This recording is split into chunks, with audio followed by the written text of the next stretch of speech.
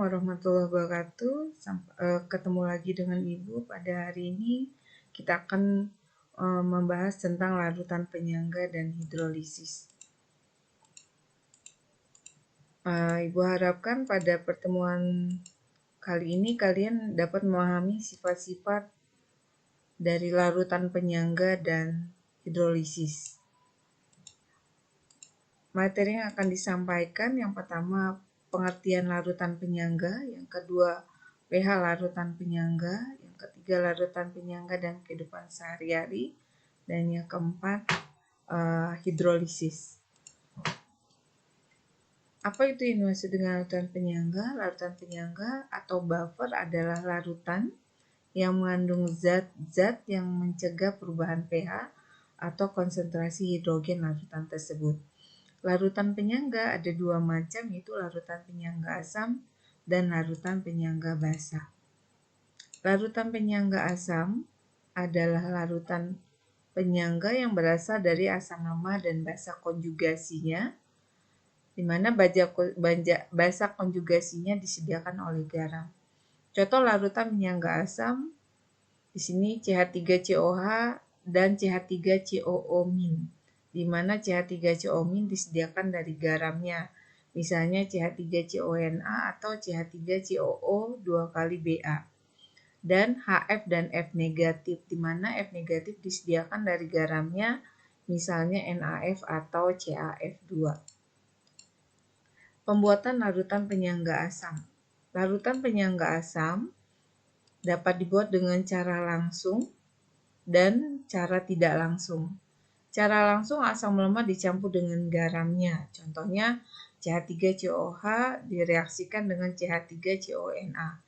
Cara tidak langsung, contohnya asam lemah berlebih dicampur dengan basa kuat. Jadi disediakan asam lemah dan basa kuat. Kemudian direaksikan, pada akhir reaksi yang bersisa adalah asam lemah. Larutan penyangga basa adalah larutan yang berasal dari basa lemah dan asam konjugasinya. Asam konjugasinya disediakan dari garam,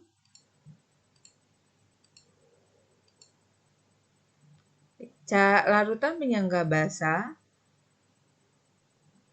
pembuatannya juga ada dua cara, yaitu cara langsung dan cara tidak langsung. Cara langsung dengan cara basa lemah dicampur dengan garamnya, misalnya NH4OH ditambah NH4Cl. Cara tidak langsung basa lemah berlebih dicampur dengan asam kuat, contohnya NH4OH plus HCl. Direaksikan, kemudian yang tersisa basa lemah. Oke, larutan penyangga basa dan asam itu bisa ditentukan harga pH-nya. Jadi larutan penyangga adalah larutan yang dapat mempertahankan pH. Pada batas-batas tertentu, pengenceran atau penambahan ion H positif atau penambahan ion OH negatif relatif tidak mengubah pH larutan penyangga. Artinya perubahan pH-nya sangat kecil. Mengapa larutan penyangga dapat mempertahankan nilai pH-nya? Karena ion H positif atau ion OH negatif yang berasal dari basa yang ditambahkan ke dalam larutan penyangga itu akan dinetralkan oleh partikel-partikel zat terlarut. Pengaruh penambahan sedikit asam dan basa terhadap larutan penyangga asam. Jadi senyawa asam Ha ini akan terionisasi menjadi H positif dan A negatif. Garam Ga ini akan terionisasi menjadi G positif plus A negatif. Jika ke dalam larutan penyangga asam ditambahkan sedikit asam, maka ion H positif dari asam yang ditambahkan akan bereaksi dengan ion A negatif dalam larutan. Jika ke dalam larutan penyangga asam ditambahkan sedikit basa, maka ion OH negatif yang ditambahkan akan bereaksi dengan ion H positif dalam larutan. Oleh karena itu, keseimbangan larutan penyangga asam tersebut relatif tetap. Contoh larutan penyangga asam CH3COOH dan CH3COO-. Pada penambahan sedikit asam, ion H positif dari asam tersebut akan bereaksi dengan CH3CO-. Sehingga reaksinya CH3CO- plus H positif membentuk CH3COH. Pada penambahan sedikit basa, ion OH negatif dari basa tersebut akan bereaksi dengan CH3COOH, di mana reaksinya CH3COH plus OH- membentuk CH3CO- plus H2O.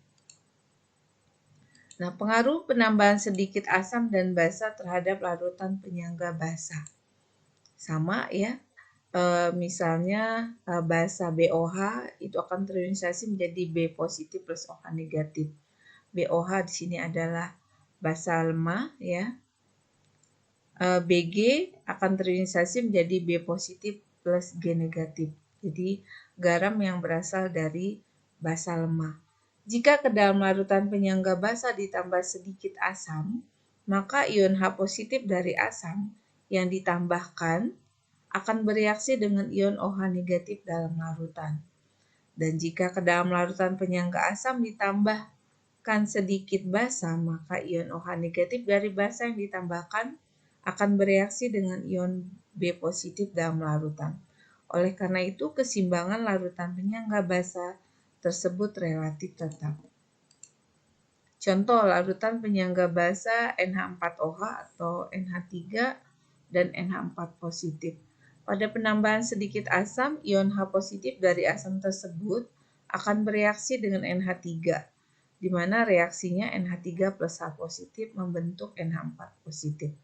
Nah, pada penambahan sedikit basa, ion OH negatif dari basa tersebut akan bereaksi dengan NH4 positif, sehingga reaksinya menjadi NH4 positif plus OH- menjadi NH3 plus H2O.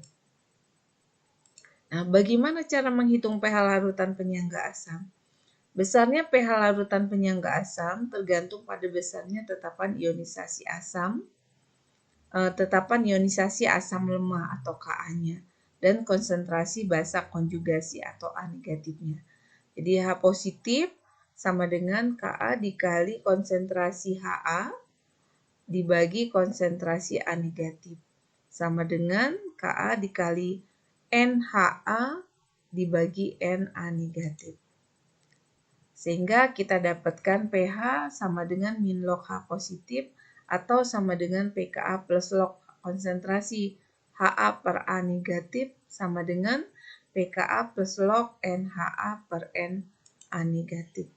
Di mana Ha adalah konsentrasi asam lemah, A negatif konsentrasi basa konjugasi, NHA itu adalah mol asam lemah, Na negatif adalah mol basa konjugasi.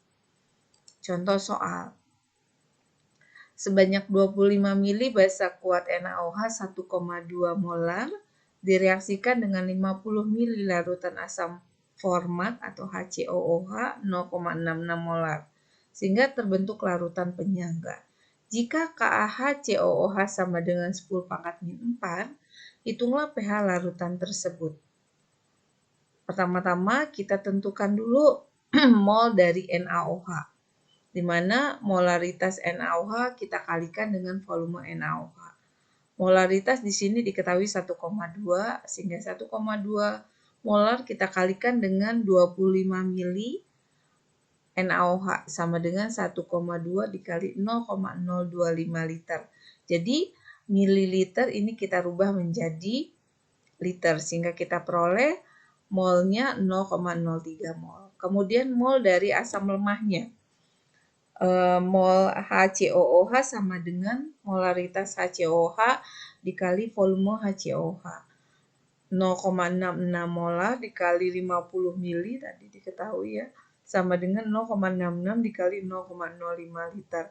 Jadi 50 ml itu kita rubah jadi liter sehingga kita peroleh molnya 0,033 mol. Kemudian kita reaksikan, jadi HCOH plus NaOH menjadi HCOONa plus H2O. Reaksi mula-mula tersedia HCOH-nya 0,03 mol, NaOH-nya 0,03 mol. Yang bereaksi kita ambil nilai yang terkecil. Nah, yang paling kecil adalah reaksi dari HCOH. Oke, yang bereaksi 0,03 ya, ini karena koefisiennya sama-sama 1 sehingga di sini min 0,030, ini juga min 0,030, yang ini 0,030 mol. Sehingga akhir reaksi itu kita peroleh mol dari HCOOH itu yang tersisa 0,03 mol, basanya 0 dan garamnya 0,03 mol. Karena pada akhir reaksi yang tersisa adalah asam lemah dan garam dari basa kuatnya, maka larutan yang terbentuk adalah larutan penyangga asam.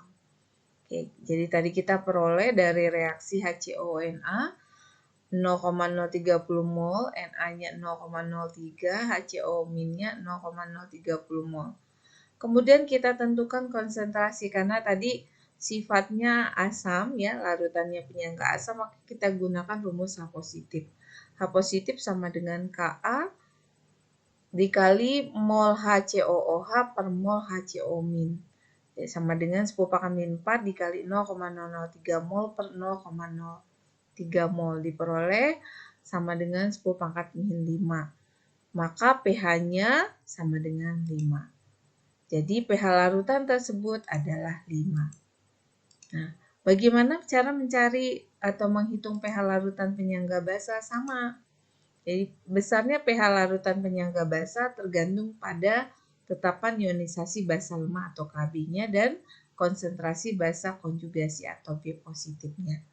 Jadi OH negatif sama dengan Kb dikali konsentrasi BOH per konsentrasi B positif yang asalnya dari basa konjugasinya sama dengan Kb dikali mol BOH per mol B positif.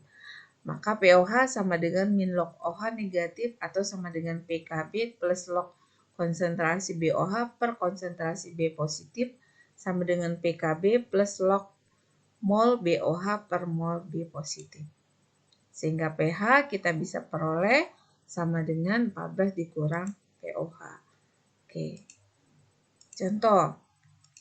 Bila 50 ml NH4OH 0,01 molar Kb 10⁻⁵ dicampur dengan 100 ml NH4Cl 0,25 molar, maka terbentuk larutan penyangga. Tentukan nilai pH larutan tersebut. Caranya sama, kita tentukan mol basanya. Jadi mol basanya sama dengan molaritas basa dikali volume basa. Volumenya kita rubah dulu dalam liter. Sehingga kita peroleh mol basanya 0,0005 mol. Kemudian kita menentukan mol asam konjugasinya. Jadi dari NH4Cl menjadi NH4 positif plus Cl min. Diperoleh mol NH4OH. Kita lihat di situ satu per satu karena perbandingan koefisien ya. NH4Cl-nya ya. 1/1 dikali molar NH4Cl dikali volume NH4Cl.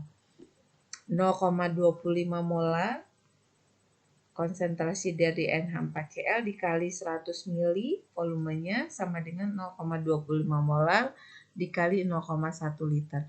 0,1 liter ini asalnya dari 100 ml dirubah menjadi liter jadi 0,1 sehingga diperoleh molnya 0,025 mol. Dari situ kita tentukan konsentrasi OH negatifnya. Konsentrasi OH negatif sama dengan Kb dikali mol NH4OH per mol NH4 positif. 10⁻⁵ dikali 0,0005 mol dibagi 0,025 mol. Sama dengan 2 kali 10⁻⁷. Maka POH-nya sama dengan 7 min log 2. Sehingga pH-nya 14 min 7 min log 2 diperoleh 7 plus log 2. Sehingga pH larutan tersebut adalah 7 plus log 2. Oke, larutan penyangga dalam kehidupan kita sehari-hari. Pada proses kimia di dalam tubuh menghasilkan beberapa zat kimia seperti karbon dioksida dan ion hidrogen. Hal tersebut dapat mempengaruhi pH darah. Jadi dalam tubuh kita larutan penyangga itu contohnya adalah darah ya. Jadi dalam darah terdapat larutan penyangga yang dapat mempertahankan pH darah sebesar 7,4. Larutan penyangga asam karbonat bikarbonat dalam darah.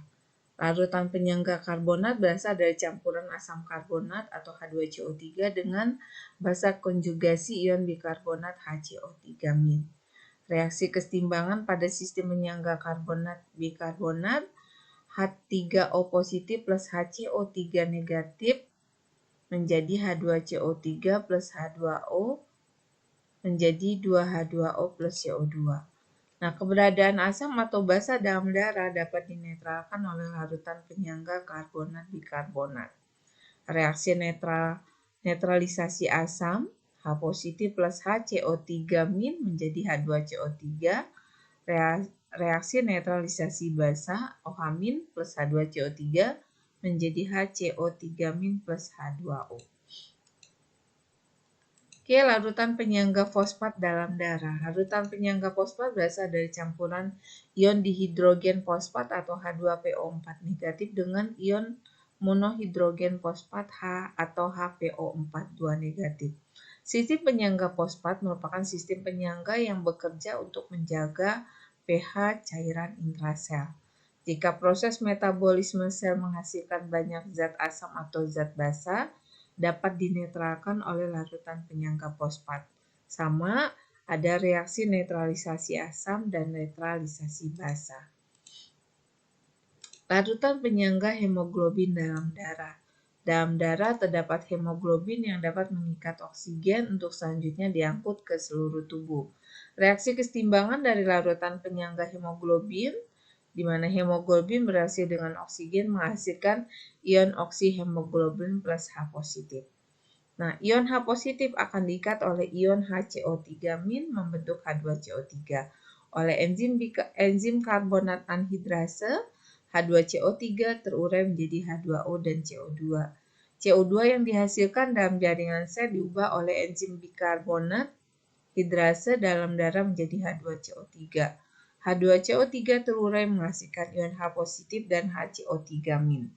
Ion H positif diikat oleh basa konjugasi HbO2 menghasilkan O2 yang masuk ke jaringan.